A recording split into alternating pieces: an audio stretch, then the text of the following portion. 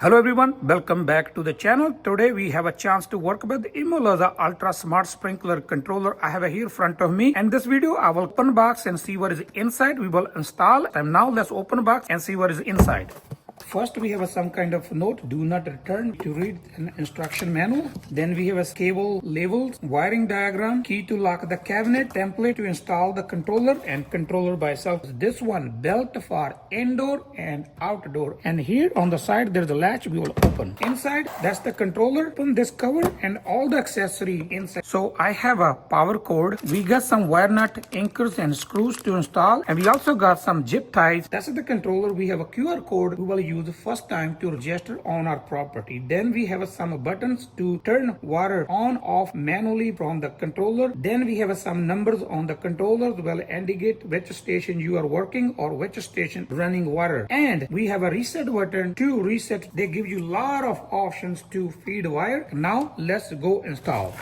We're ready to install controller. To choose your location, you need two things really important: 120 volt power source and strong Wi-Fi connection. As the tool requirement, we have only three tools I'm going to use. I have a screwdriver, I have a wire cutter, and I have a pencil to mark. We will use our template. You need to make three marks. Drill driver is optional. If you have, you can use. I'm going to put one screw here.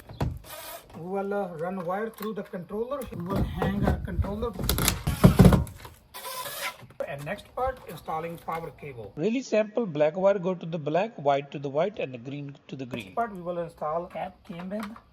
Next, wiring up all the stations, but before I will go through all the terminals, what they are used for. If you look here, they have some kind of letters and numbers indicated the information about each terminal. But these two are 24 voltage DC input. This one is for ground. Then you will see S1, S2 for your moisture sensor. Then you have a C terminals. There is two C terminals for your common. We will solenoid common wire to the C terminal. Then you will see M.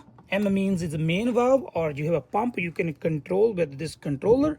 And then from 1 to 8, it will control 8 stations. But I'm going to use only 4 stations, so I will connect 1 to 4. Now let's wire up. White wire is my common wire. It will go to the C terminal. I will loose, screw a little bit, and then put wire in, and we done. Then zone 1 will go to the 1, 2 to the 2. I will wire up 1, then you can just follow the same instructions to the all.